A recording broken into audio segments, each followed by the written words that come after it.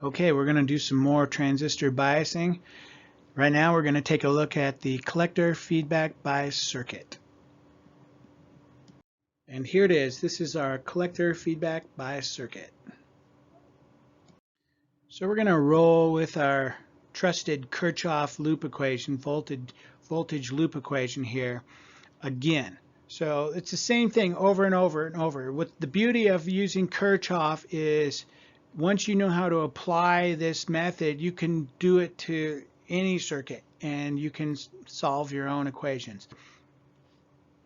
And so we're going to write this equation. We're going to start right below VCC, go through VCC. So we've got a minus VCC plus VR1 plus VRB plus VBE plus VRE. All of that should equal 0. Now we're going to get our equation in terms of current and resistances.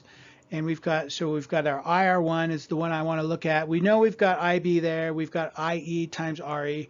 So we know how to deal with the IE.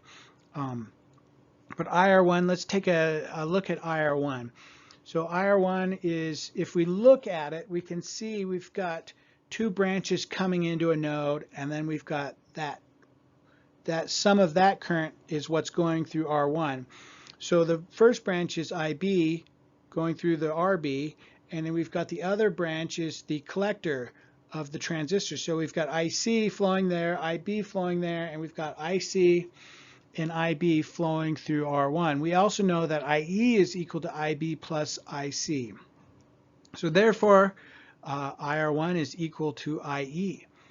And if you look at the schematic, you can see from VCC, we've got a series circuit, branches, comes back and meets at the emitter of the transistor. So we're back to series. So those two currents, the current through the RE and the current through R1, have to be the same.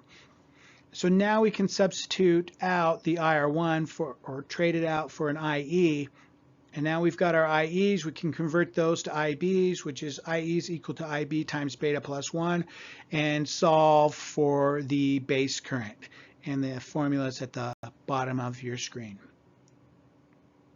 So now that we've got our IB, we can solve for IE. And once we've got IE, we can solve for VRE and VR1. Now we can just write another loop equation through VCE and find VCE.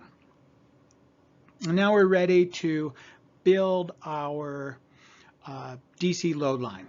So our cutoff is the same. We're treating the transistor as though it's an open, so no current is flowing through the emitter, no current is flowing through the collector.